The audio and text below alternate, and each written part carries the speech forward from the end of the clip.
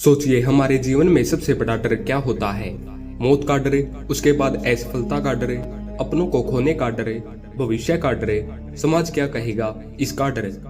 लेकिन अगर आत्मा अमर है, अगर हमारी वास्तविक पहचान शरीर नहीं बल्कि आत्मा है, तो फिर इन डरों की कोई असली शक्ति बचती ही नहीं। गीता में भगवान श्री कृष्ण ने अर्जुन से कहा था कि आत्मा को न कोई जला सकता है, न कोई काट सकता है, न गिला सकता है और न ही सुखा सकता है।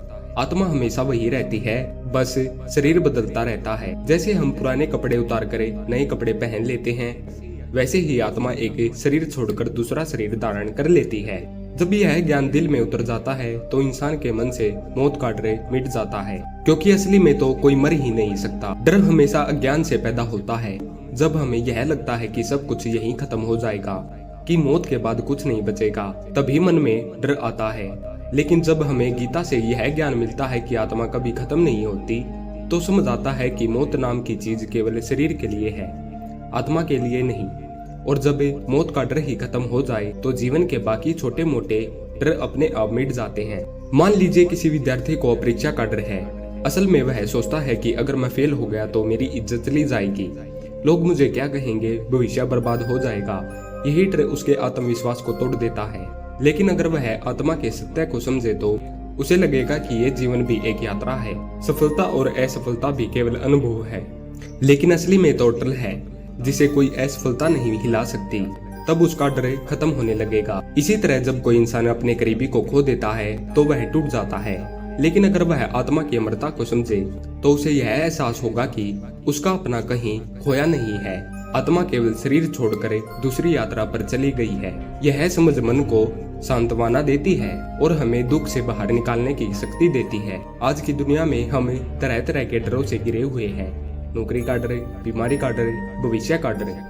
लेकिन सच तो ये है कि ये सारे डर केवल शरीर और परिस्थिति से जुड़े हैं। आत्मा तो इन सब से परे है। आत्मा असीम है, अनंत है और वही हमारी असली पहचान है। जब हम रोज अपने आप को यह याद दिलाते हैं कि मैं आत्मा हूँ, यह शरीर केवल एक साधन है, तब डर का असर धीरे धीरे मिट जाता है। गीता हमें यह भी सिखाती है कि आत्मा की अमरता को समझकर हमें निडर होकर अपना कर्म करना चाहिए। अर्जुन युद्ध के मैदान में खड़ा था और उसने अपने भाइयों और गुरुओं को मारने का डर था, लेकिन श्री कृष्ण ने उसे यही समझाया कि आत्मा कभी नहीं मरती, केवल शरीर मरता है।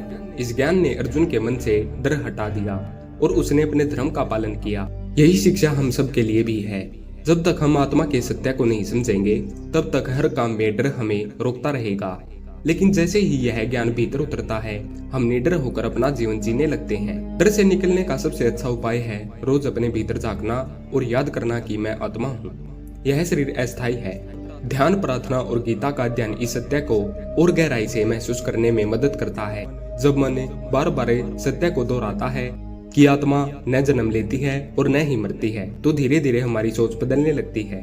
अगर आप ध्यान देंगे तो पाएंगे कि डर केवल तब तक रहता है जब तक आप अंधेरे में हैं। जैसे ही प्रकाश आता है, डर मिट जाता है।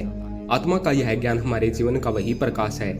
यह हमें निडर बनाता है, साहसी बनाता है और हर परिस्थिति का सामना करने की ताकत देता है। तो दोस्तों, आज से ही अपने दिल में यह बात पक्की कर लीजिए कि मैं आत्मा हूँ और आत्मा अमर है। न कोई मुझे मार सकता है, न कोई मुझे मिटा सकता है। यह सत्य ही हर डर का अंत है।